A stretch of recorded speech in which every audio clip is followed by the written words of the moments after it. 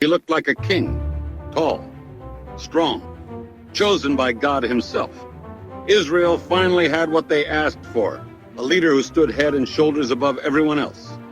But what if the greatest threat to a king isn't the enemy in front of him, but the insecurity inside him? Saul started humble, anointed, empowered.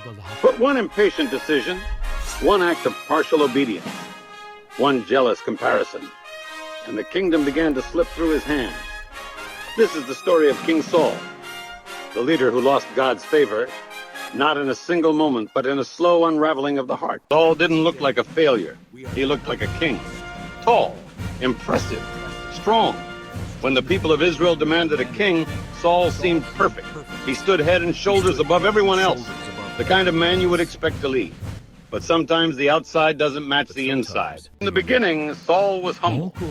When the prophet Samuel told him he would be king, Saul could hardly believe it. Why me? I'm from the smallest tribe. It sounded like humility. But over time, something else began to grow. Fear. Insecurity. The pressure to prove himself. First cracks showed during war. The prophet Samuel told Saul to wait 7 days before offering a sacrifice. Wait for God's time. Wait for instruction. But the army was scattering. The enemy was gathering. Saul panicked. He didn't wait. And Saul panicked. He didn't wait. He took the offering into his own hands. The moment he finished, Samuel arrived. You have done a foolish thing. If you had obeyed, your kingdom would have endured forever.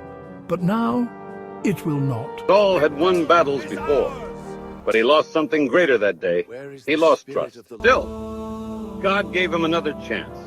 He was commanded to completely destroy Amalek, a corrupt and violent nation. No compromise. No leftovers. Saul fought. He won.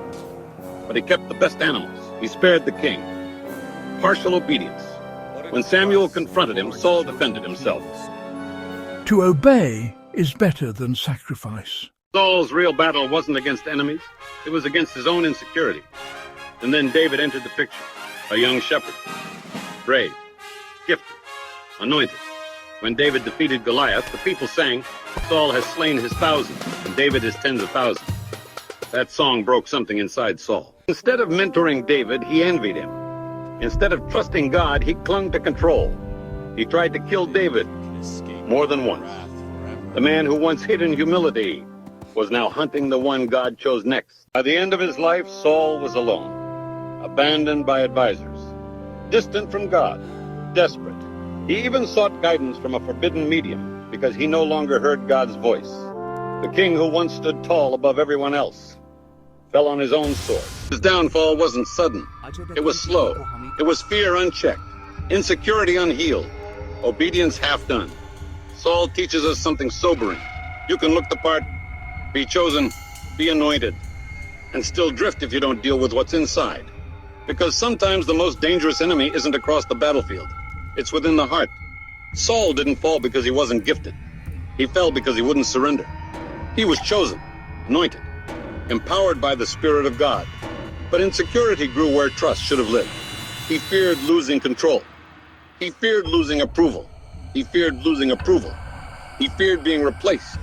And in trying to protect his throne, he lost it. By the end, Saul wasn't standing tall above the people anymore. He was alone.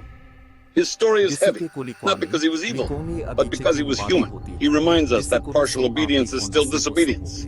That jealousy can poison calling. And that insecurity, left unchecked, can undo even the chosen. Because sometimes the most dangerous battle isn't the one in front of you. It's the one within. Obey God and leave the consequences to Him. Are you ready for the next story? Like, comment, and subscribe for more content.